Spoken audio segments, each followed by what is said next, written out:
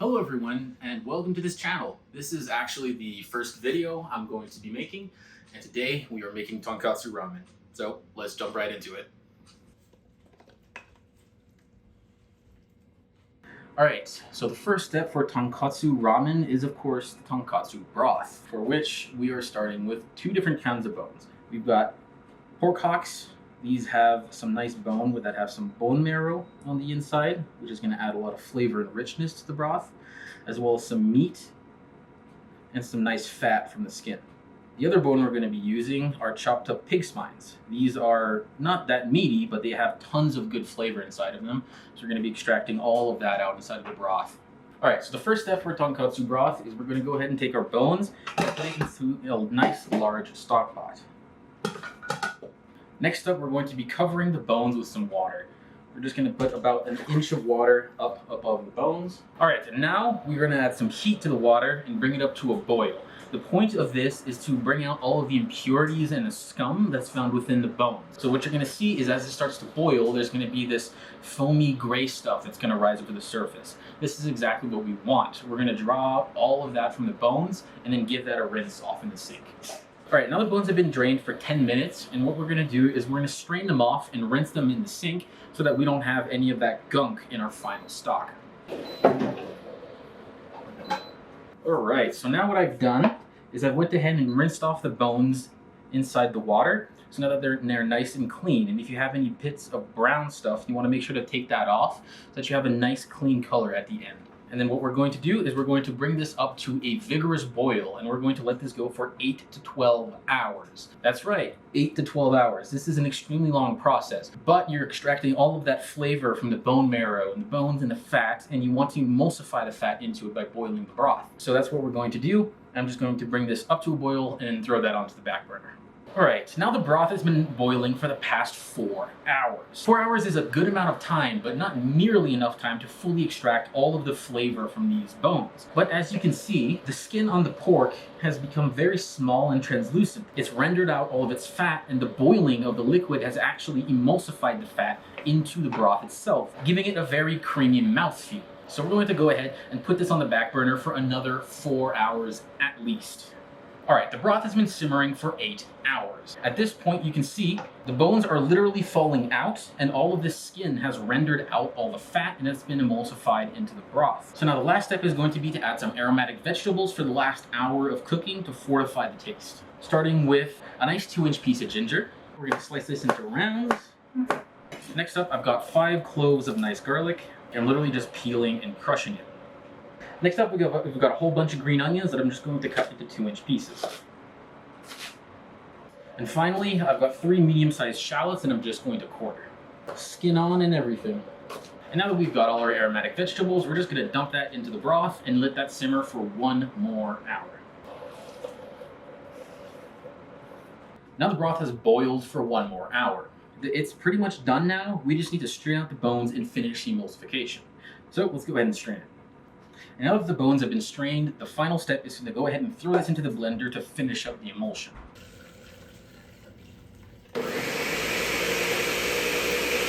And now what we're left with is a smooth and possibly creamy broth that is ready for ramen making. Alright, and now we're going to start working on our toppings, the first of which is going to be chashu. And chashu is made with this beautiful skin-on pork belly, for which I'm going to need some butcher's twine. Alright, so we're going to go ahead and roll this up now. Alright, now we've got our pork nice and tied up, which is going to hold its shape while it braises. Alright, so now let's get started on our braising liquid, the first ingredient of which is Silver Swan Soy Sauce. Make sure that you get this brand because this is the best stuff that you can get. We're going to go in with about half a cup of soy sauce, 3/4 of a cup of mirin, 1 cup of sake, and finally we're going to thin that out with a little bit of water. And now that we've got our marinating liquid ready, I'm going to go ahead and take this pork belly and just drop it right in. Now before we bring this up to a simmer and braise it for a few hours, we've got to contend with our vegetables. The first of which is going to be about 2 inches of ginger. We are going to take a spoon and just scrape that against the skin of the ginger, and that'll peel it super easily. And once we've got our ginger peeled, we're just going to slice this up into thin strips and add that into the pot. Next up is going to be garlic. We are going to be using 5 cloves of garlic for this recipe. And we're just going to take these peeled and crushed cloves of garlic and add them straight into the pot. And finally, we are going to prepare our green onion, for which we're going to chop off the ends and then chop into about 2-inch segments. And drop those into the pot.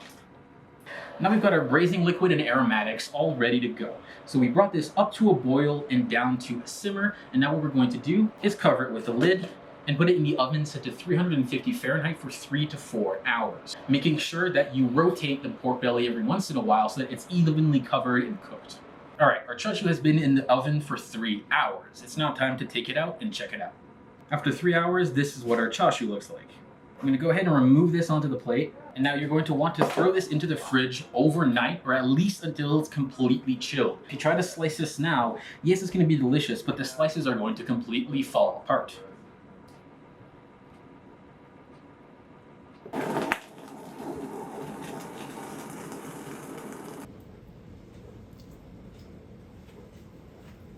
Now the next topping we're going to work on is some soy marinated soft-boiled eggs, which is a lot easier than it sounds. First off, we're going to get a pot of boiling water. And we're going to take some eggs nice and cold out of the refrigerator, put them on a spoon, and drop them nice and gently into the water so that you don't crack the shell.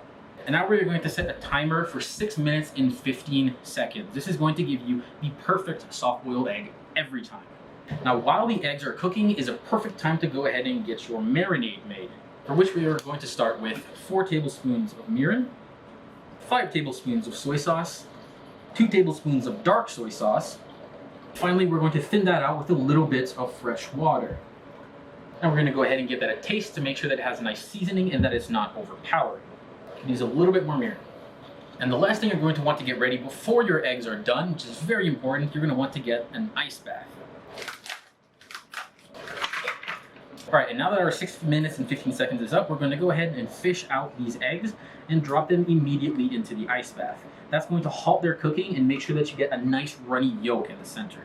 And now that our eggs have cooled down, we're going to go ahead and get them peeled, for which is really easy. You're just going to go ahead and crack the egg and roll it around so that all the shell is nice and broken, and dip it in the water so that the water actually gets underneath the membrane and makes it easier to peel. Now it's pretty simple. You're just going to go ahead and peel the egg. And once you've peeled the egg, go ahead and dip it in the water. That is going to make sure that all of the shell gets off, and you've got yourself a nice, perfectly soft-boiled egg.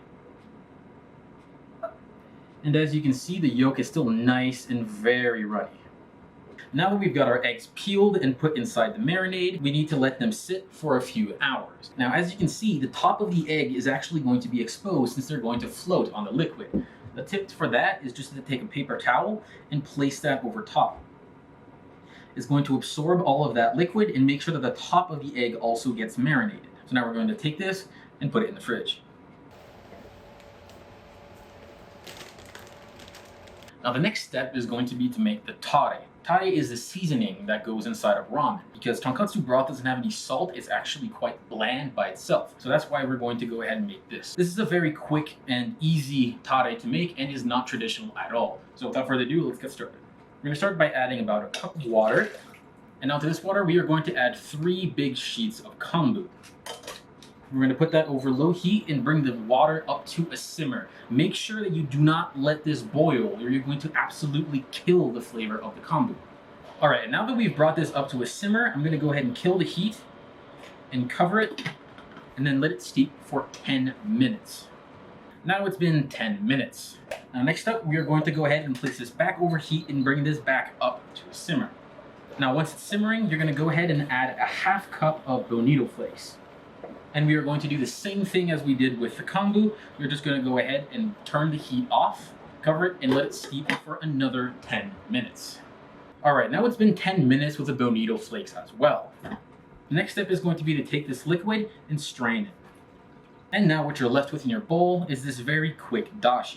We're going to use this and add some other ingredients to make this a shoyu tare. Now we're going to add 3/4 of a cup of soy sauce and 1/4 of a cup of mirin. Now let's go ahead and mix that up and give it a taste.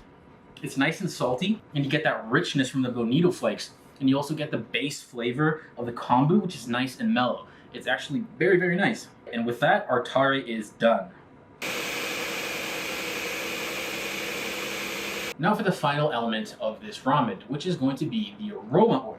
I chose to make mayu, which is a burnt garlic aroma oil. So it starts with a whole lot of garlic. Here I've got 10 to 15 cloves, and we're going to go ahead and get these peeled. Now we're going to go ahead and add a quarter cup of canola oil. And while it's still cold, we're going to go ahead and crush in all of our garlic. Now that you have those two combined, we're going to go ahead and put this over heat and let that fry until the garlic has become very deep brown and essentially burnt. And now that our garlic has been toasted and is nearly burnt, we're going to go ahead and add the garlic and the oil into a blender. And then just before we blend this until completely smooth, we're going to add another quarter cup of toasted sesame oil. And now just pop it on and blend until as smooth as you can get it.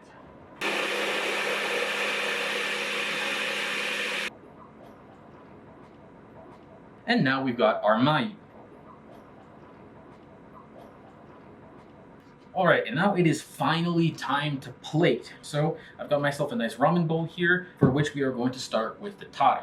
I'm going to go ahead and add about 2 tablespoons or 3 of this tare, 1 tablespoon of the aromatic oil, and then once we've got those in, it's time to ladle in our very hot broth.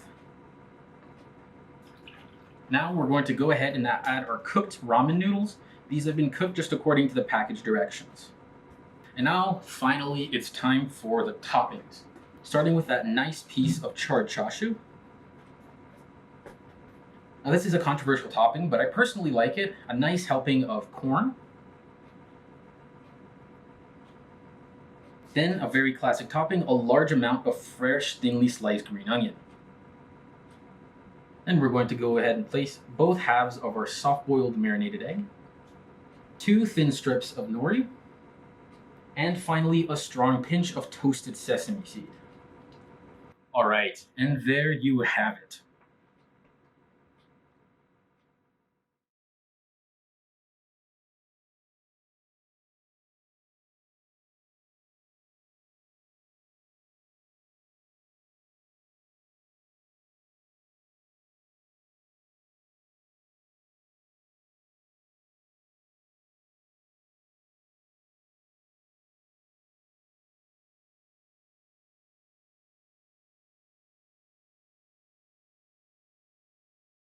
Alright, and here we have it. Finally time for the taste test.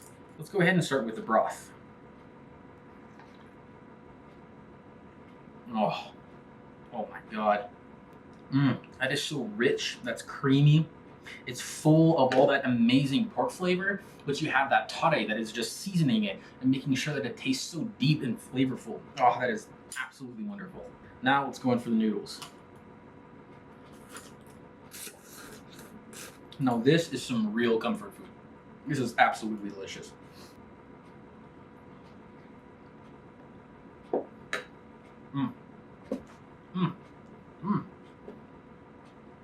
That is absolutely incredible. That is so delicious. All right, now let's try the chashu.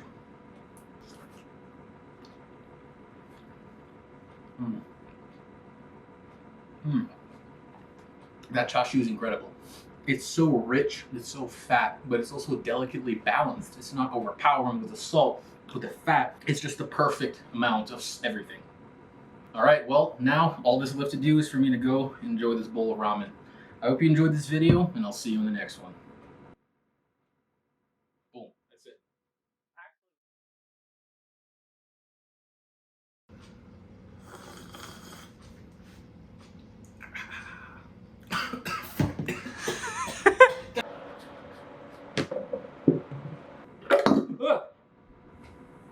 Racist scissors.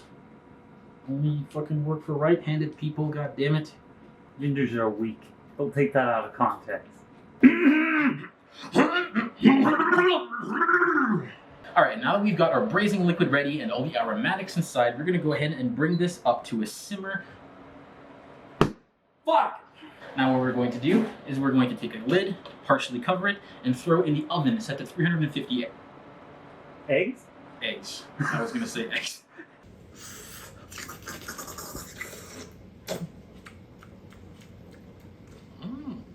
I smashed this egg way too hard on the counter. Look, it's split open. Fuck. These noodles are very slippery, goddamn.